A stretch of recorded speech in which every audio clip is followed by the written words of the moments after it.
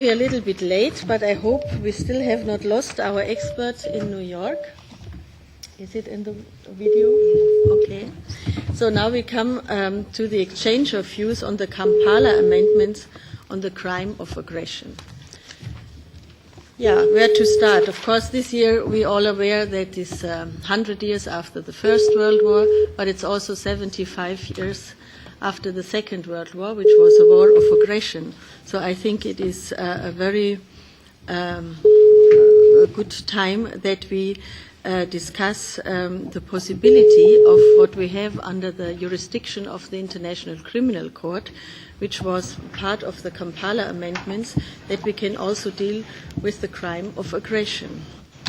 And perhaps I start with a quote from the Nuremberg trial judgment, which says, "To initiate a war of aggression is not only an international crime, it is the supreme international crime, differing only from other war crimes in that it contains within itself the accumulated evil of the whole."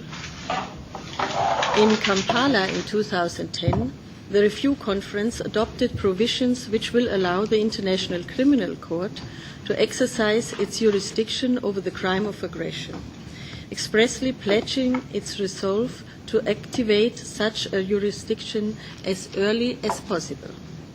This accomplishment has been hailed in a historic landmark, both in international law and in the quest for global peace and security. Actually, for the first time in history, a permanent independent international court will have the competence to hold national leaders accountable for the most serious form of the illegal use of force against other states. The minimum of 30 ratifications are required to activate the court's jurisdiction over the crime of aggression and will finally align the system of present-day international criminal justice with the principles established at the Nuremberg trial. The provisions of the Kampala amendments will only have their full effect if we ratify them. On several occasions, the European Parliament has strongly supported the ratification and entry into force of the Kampala amendments. In November 2011, we had passed a resolution welcoming the adoption of the Kampala amendments, including, of course, the crime of aggression. Then we had a resolution in April 2012, which recognizes the jurisdiction of the ICC over the four core crimes. And I think those of you who don't know, you will find these resolutions in your dossier. Now, we are, of course, coming at the end of our legislature. But not as chair, but as a Green MEP, I have reached out to several other MEPs, and I hope I will find more. Perhaps before the end of the term, we manage to pass even a resolution in this year, as it is 75 years after the beginning of the Second World War, to again underline the importance that we get much more ratifications as we have now, including ratifications from member states. But let's see how this works in the system, because we are a little bit late. Now, we have for the debate two speakers. We have Monsieur Gérard Dief from the Belgian Ministry of Justice. Welcome. Mr.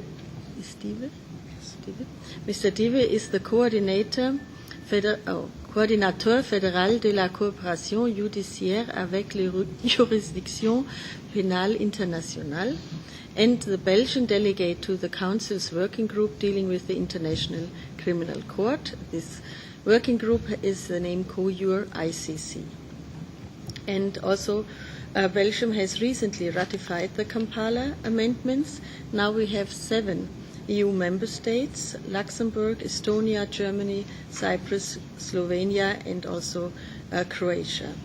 And then we will hear from you on the crime of aggression and the Belgian position. And then we have with us, who is known to us in the Parliament very well, Dr. Donat Cattin from the Secretary General for the Parliamentarians for Global Action.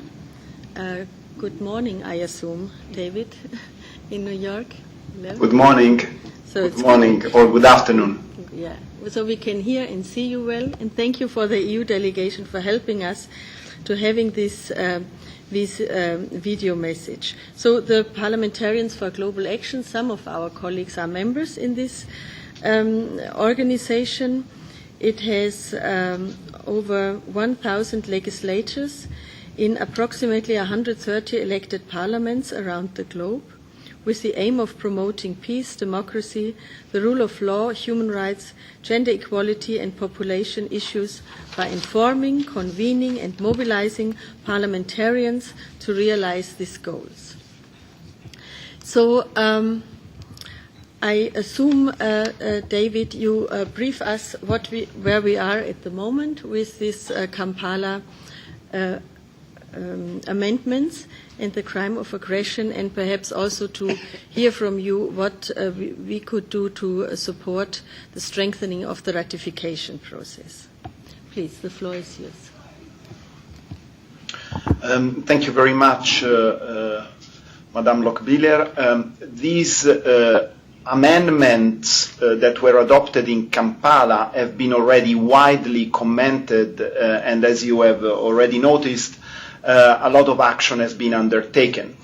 The status of the ratification is 13 as of today, and the requirement for entry into force is 30.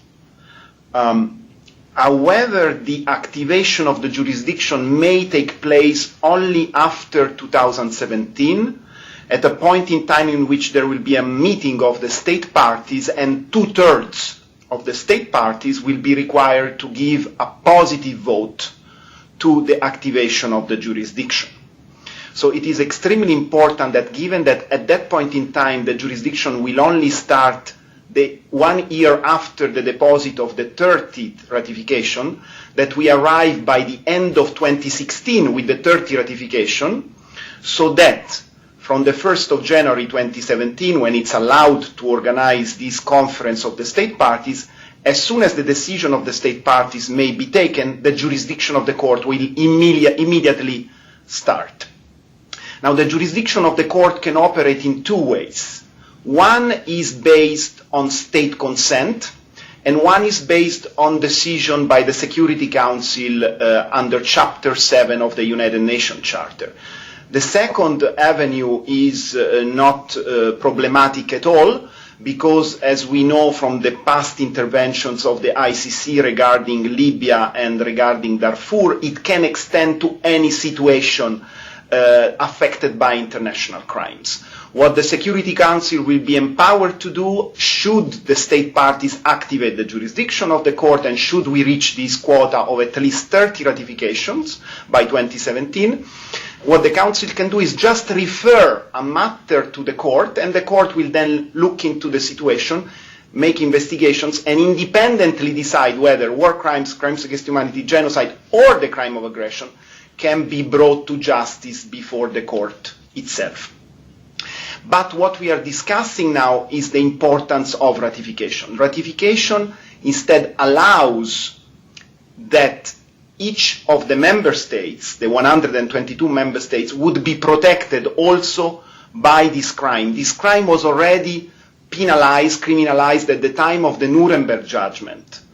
So in 1945, on the basis already of a declaration, the Moscow Declaration of 1943 of the Allied powers, in which it was clearly stipulated that the most serious perpetrators of atrocities of World War II should have brought to justice, including the waging of aggressive war.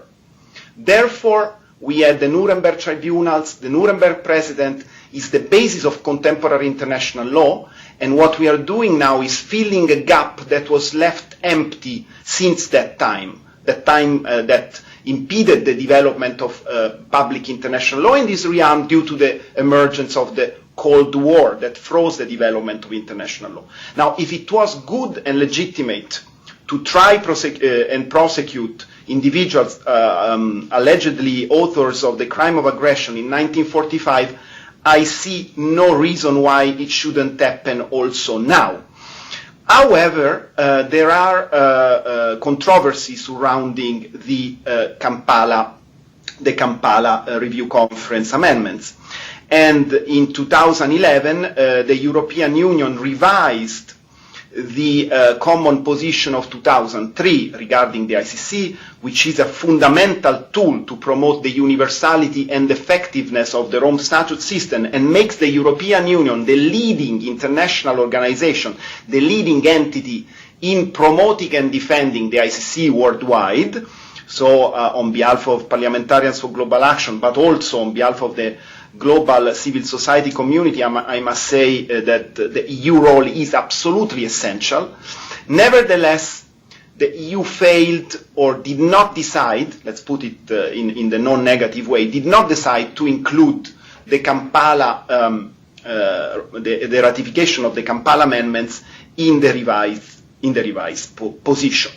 This is because there was a controversy, and there is still a discussion relating to the to certain implications of the definition adopted in Kampala, and above all to the conditions for the exercise of jurisdiction of the court.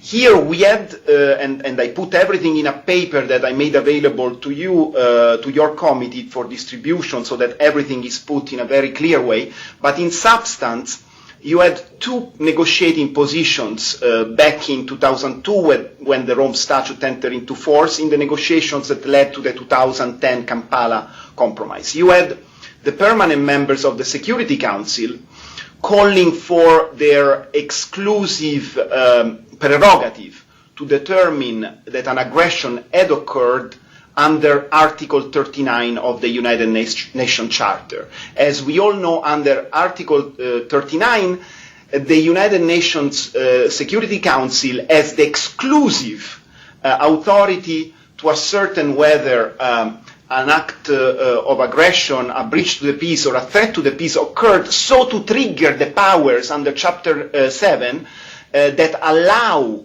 the Security Council to take measures to restore international peace and security.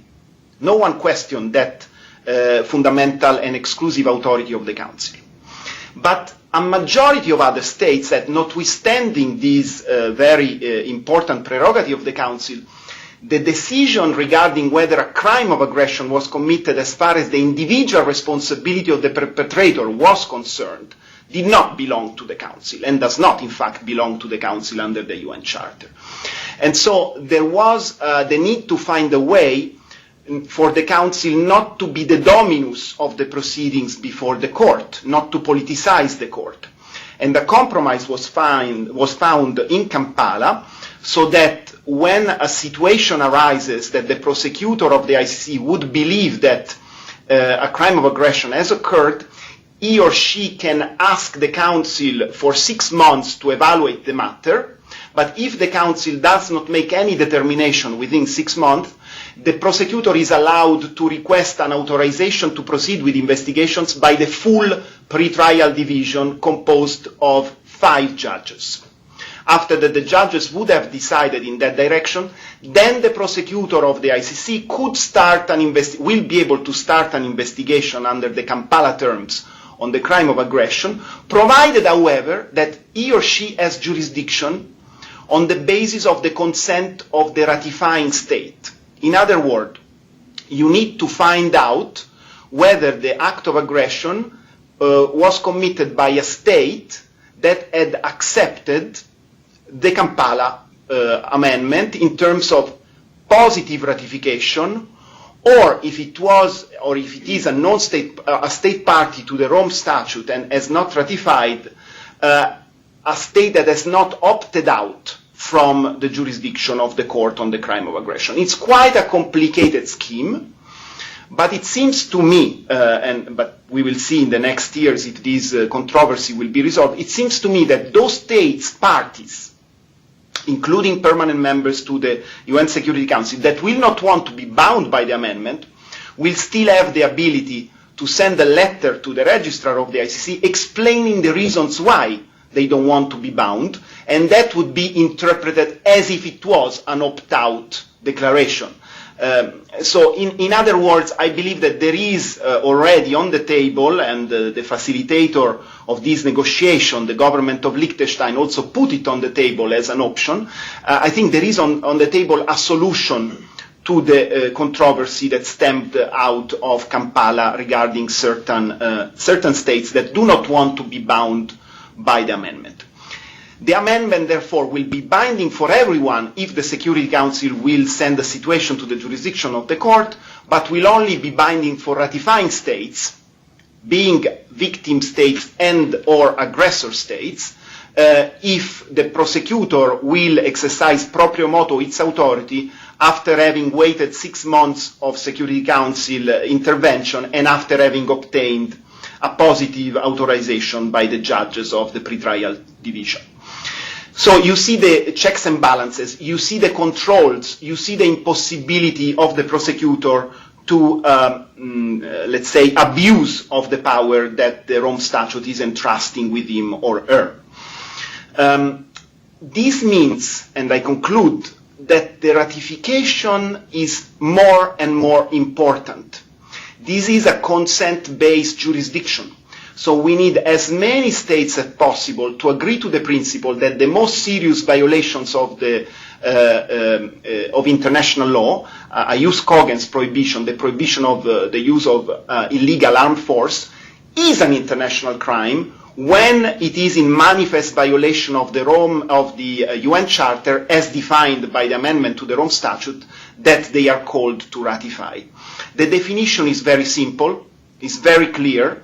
It does not allow gray areas, multilateral operations with certain humanitarian purposes upon request of the territorial state, as in the recent case of Mali or Central African Republic, which were then sanctioned and authorized by the Security Council under Chapter 7. All those situations of lawful armed force, lawful exercise of armed force, are excluded, of course, from the definition, and also mixed use of force are also excluded, because you have a chapeau of the definition that make it absolutely clear that the perpetrator who is a person in a position effectively to exercise control over or direct the political or military action of a state must have committed a violation of the United Nations Charter, regardless of a declaration of war, that must be, by its character, gravity, and scale, a manifest violation of the Charter itself.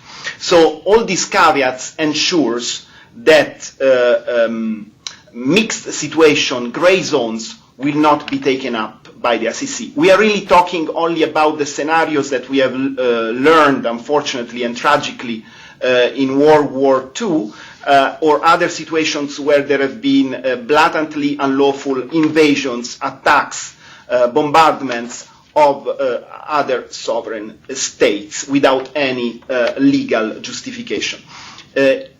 Many European Union states have decided or are deciding to ratify the amendment. My humble advice, if I'm allowed to give it, would be for the EU as such, and not only for individual member states, to move forward in this important direction. I stand ready to respond to any question, and I look forward to the possible resolution, Madam Chairperson, that you have referred to. It is very important that before this Parliament ends, this Parliament, I believe, had the most impressive track record on human rights that we have seen in the 30 years of history of the European Parliament. I believe your annual report on human rights are the most important document of reference that comes from Brussels, in our point of view, from civil society, to guide our work on so many issues. And the fact that you have not excluded the crime of aggression, that you have included this supreme crime within the list of those that causes enormous suffering and therefore enormous violations of human rights in your priorities, is really something that we are very grateful for. Thank you very much. Thank you, David Donat Cattin.